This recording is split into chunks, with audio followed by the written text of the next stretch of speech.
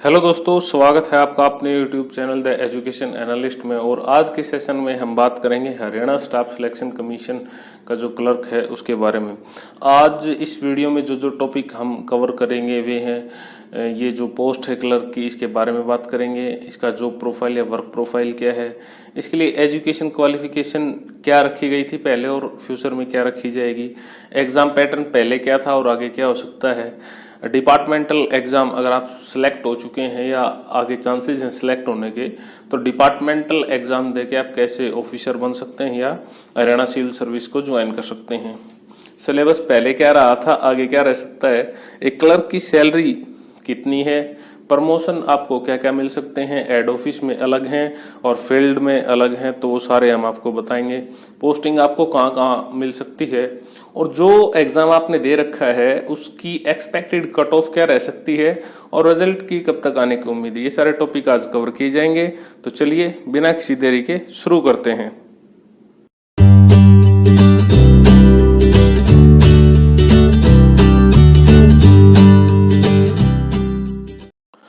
अब बात करते हैं इस पोस्ट के बारे में। तो क्लर्क की जो पोस्ट है वो एक मिनिस्ट्रियल सर्विस है और मिनिस्ट्रियल सर्विस जो है उसके क्या फ़ायदे हैं वो हम वीडियो के दौरान बात करेंगे। दूसरा जो है, क्लर्क की जो भर्ती होती है वो सभी डिपार्टमेंट्स की एक साथ होती है। जितने भी हरियाणा के डिपार्टमेंट हैं, बोर्ड है, निगम है, कॉरपोरेशन है, जितने भी हैं सबकी भर्ती एक साथ होती है और उसके बाद मेरिट और कैंडिडेट की चॉइस के आधार पर उनको डिपार्टमेंट अलॉट किए जाते हैं। यहाँ पे एक जो इम्पोर्टेंट पॉइंट है वो ये है कि सभी डिपार्टमेंट्स के अपने अलग अलग सर्विस रूल होते हैं। तो इसका फ़र्क ये पड़ता है कि कई डिपार्टमेंट में जो है प्रमोशन काफ़ी अच्छे हैं और कई में काफ़ी स्लो हैं। जैसे 2012 में जो क्लर्क लगे थे उसमें जो हेल्थ डिपार्टमेंट के क्लर्क थे वो 2018 जनवरी में प्रमोट होके असिस्टेंट बन चुके हैं, लेकिन जो स्कूल एजुकेशन में क्लर्क थे वो अभी तक क्लर्क ही हैं, वो प्रमोट नहीं हुए हैं। तो ये डिपेंड करता है प्रमोशन आपकी जो पोस्टिंग है वो कौन से डिपार्टमेंट में है, आप कौन सा डिपार्टमेंट चूज कर रहे हैं। और हेड ऑफिस में जो प्रमोशन है वो सबसे तेज होते हैं। जैसे हरियाणा सिविल सेक्रेटरीट में अगर आपकी पोस्टिंग है तो आप लगभग 3 साल में प्रमोट हो जाओगे। इसके अलावा अगर डिपार्टमेंट जो है उनके हेड ऑफिस में अगर आपकी पोस्टिंग है तो वहाँ भी ऑलमोस्ट 3 से 4 साल में आप प्रमोट हो जाओगे। तो ये थोड़ा रहता है, अलग अलग डिपार्टमेंट का अलग अलग है। इसके अलावा जो जॉब है काफ़ी रिलैक्स जॉब है, ज़्यादा कोई भागदौड़ नहीं है इसमें। 9 से 5 की जॉब है, वीकेंड आपको ऑफ मिलता है, जितनी सरकारी छुट्टियां हैं वो मिलती हैं, तो काफ़ी अच्छी जॉब है। आगे बढ़ते हैं और बात करते हैं एक क्लर्क की जॉब प्रोफाइल या वर्क प्रोफाइल की। एक क्लर्क का काम क्या होता है, तो देखिए सबसे जो मेन काम होता है क्लर्क का वो होता है डीलिंग का। या तो वो पब्लिक डीलिंग करते हैं या फिर जो ऑफिस का स्टाफ होता है उससे डीलिंग करते हैं और उनकी जो भी क्वेरीज होती हैं उनको सॉर्ट आउट करते हैं। ठीक है। नंबर 2 पे आता है एस्टैब्लिशमेंट। एस्टैब्लिशमेंट का यहाँ पे मतलब है जो भी एक ऑफिस में सर्विस से रिलेटेड जितने मैटर होते हैं, जैसे सर्विस वेरीफाई करवाना, अधिकारी से आपकी छुट्टियां निकालना, छुट्टियां सैंक्शन करवाना, ये जितने भी काम होते हैं वो सारे एस्टैब्लिशमेंट के होते हैं जो आपकी सर्विस से रिलेटेड होते हैं। तीसरा है अकाउंट्स। अकाउंट्स में आपका मेन होता है सैलरी से संबंधित सारा काम करना, सैलरी बनाना, उसको कैश बुक में लिखना, सारा ये सारा काम सैलरी से संबंधित जो है अकाउंट्स में आता है। उसके बाद है रिकॉर्ड कीपिंग। आपको किसी भी डिपार्टमेंट में जो रिकॉर्ड है उसका चार्ज दिया जा सकता है और आपको उस सारे रिकॉर्ड को मेंटेन करके रखना होता है और जब भी जरूरत पड़े उस रिकॉर्ड से आपको इन्फॉर्मेशन रिलीज करनी होती है। उसके बाद परचेजिंग का है। परचेजिंग में ये है, आपको अगर ये चार्ज मिलता है तो जो भी डिपार्टमेंट में जिन चीज़ों की आवश्यकता होती है वो चीज़ें आपको खरीदनी होती हैं। तो परचेजिंग में यही है। कैशियर का ये है, जब भी संस्था में कहीं से भी कैश आता है तो कैश आपको सारा मेंटेन करके रखना पड़ता है और उसका हिसाब किताब देना पड़ता है। अगला है ई वर्क। ई वर्क में जितना भी ऑनलाइन जो काम होता है वो होता है, जैसे HRMS को संभालना और ई सैलरी का काम करना, मतलब जितना भी सैलरी से और एम्प्लॉय से रिलेटेड उनकी सर्विस वगैरह ऑनलाइन करना, वो सारा ई वर्क में आता है, वो सारा आपको काम करना पड़ सकता है। आगे है डायरी एंड डिस्पैच। जो भी नए क्लर्क लगते हैं उनको 95% यही काम मिलता है क्योंकि वो यहीं से शुरू करते हैं, डायरी एंड डिस्पैच करना। ठीक है, मतलब जो भी लेटर आपके पास है आपको कहीं भेजने हैं तो आपको डिस्पैच करने पड़ेंगे और जो लेटर आपके पास आते हैं उनको आपको रिसीट करना पड़ेगा। और सबसे लास्ट में जो है वो है ऑफिसर्स के लिए लेटर तैयार करना। तो वैसे तो ये काम स्टेनो का होता है, लेकिन स्टेनो की एब्सेंस में क्लर्क को दिया जा सकता है। ये सारे काम है, इसके अलावा भी बहुत सारे काम है। जब आप सर्विस में जाएंगे तो आपका सभी का आइडिया हो जाएगा। आगे बढ़ते हैं और बात करते हैं एजुकेशन क्वालिफिकेशन की। तो जो एजुकेशन क्वालिफिकेशन रखी गई है क्लर्क के लिए, पहले 2 रिक्रूटमेंट जो हुई हैं उनमें 10+2 रखी गई थी, और इसके सिलेक्ट होने के बाद आपको एक SCTC का जो एग्जाम होता है वो क्वालिफाई करना पड़ता है। इसमें एक बेसिक कंप्यूटर नॉलेज का टेस्ट होता है और दूसरा टाइपिंग टेस्ट होता है। यहाँ पे जो student BCA, MCA, BTech, MTech या किसी भी डिप्लोमा या डिग्री से बिलोंग करते हैं उनको इसमें छूट दी गई है, ठीक है। तो ये SCTC आपको सर्विस में जाने के बाद करेक्ट करना होता है, ठीक है।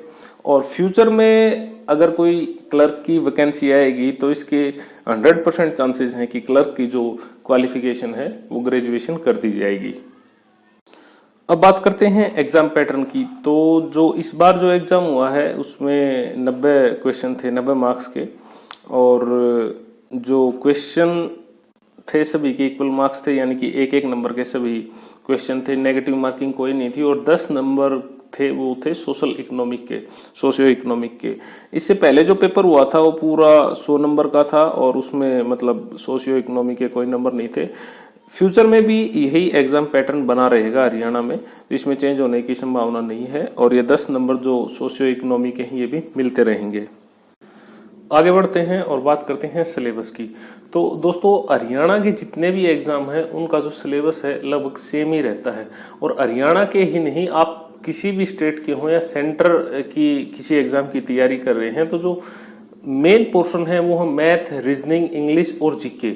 ये हर कॉम्पिटिटिव एग्जाम्स में ये जो टॉपिक हैं ये रहते ही हैं, ठीक है।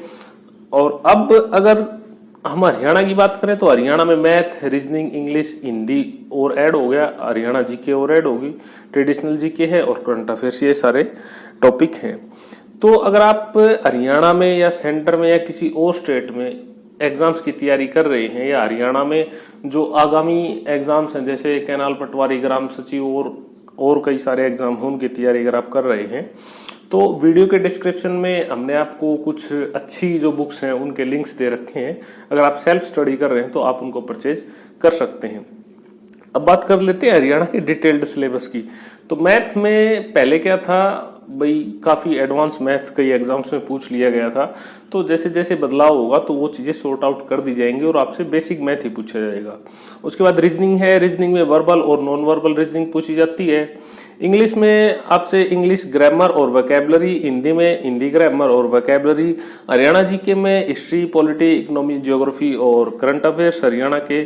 ऐसे ही ट्रेडिशनल जीके में हिस्ट्री, पॉलिटी, इकोनॉमी, ज्योग्राफी और करंट अफेयर्स, ये सारी चीजें पूछी जाएंगी। अब तैयारी करते समय जो इम्पोर्टेंट बात है वो ये है, जैसे आप अभी कोचिंग के लिए नहीं जा सकते तो आप ऑनलाइन कोचिंग जो है प्रेफर कर सकते हैं। दूसरा, मॉक टेस्ट पे मैं हर अपनी वीडियो में यही कहता हूं कि आप मॉक टेस्ट पे खास ध्यान दें, क्योंकि मॉक टेस्ट से आपकी जो तैयारी है वो बहुत अच्छी हो जाती है।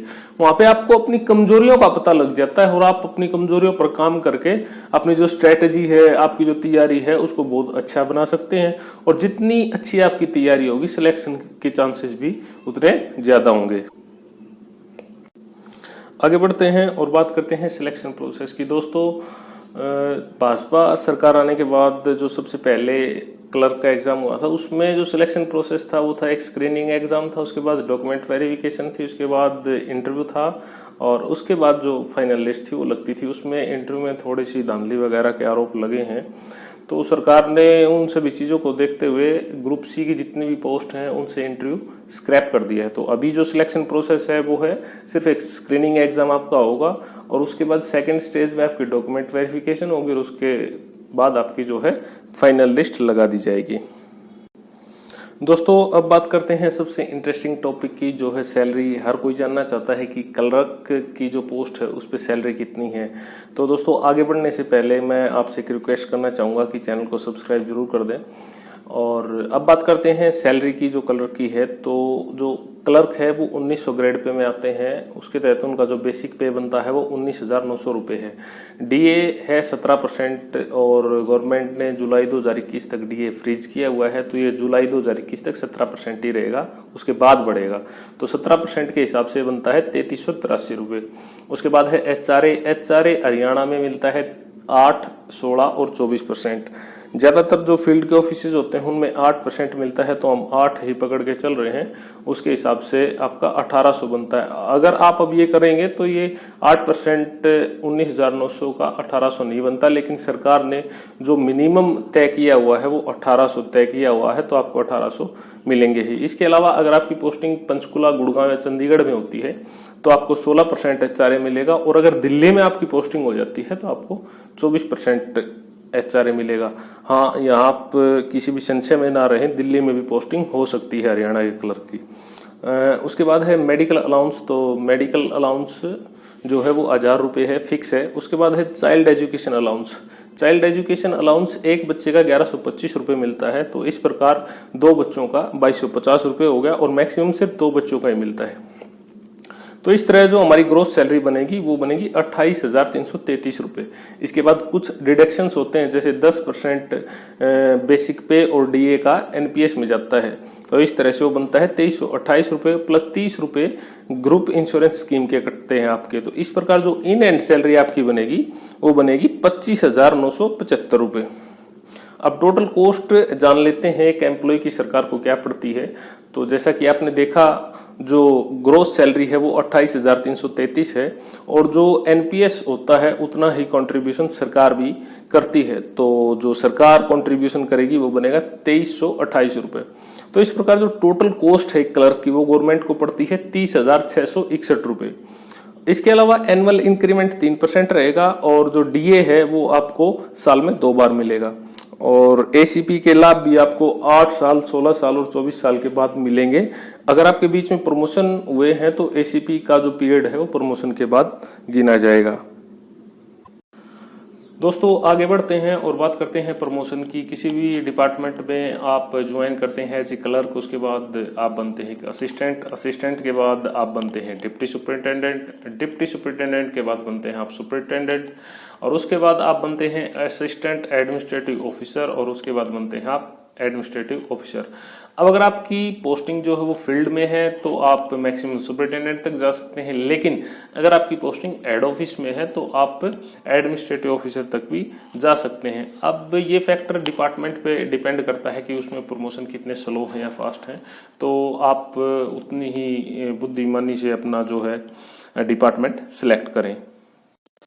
दोस्तों अब बात करते हैं सबसे इंटरेस्टिंग टॉपिक की, जो है डिपार्टमेंटल एग्जाम। ये बात दोस्तों शायद ही आपने कहीं और सुनी होगी, हम इस चीज़ को क्लियर कर देते हैं।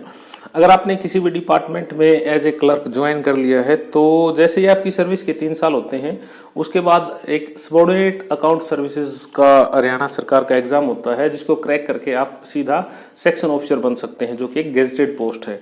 दोस्तों इस टॉपिक के बारे में हम बिल्कुल एक डिटेल्ड वीडियो अपने चैनल पे बनाने वाले हैं, ठीक है। उसमें क्या क्या इसका सिलेबस होगा, सारी चीज़ें हम इसमें बताएंगे।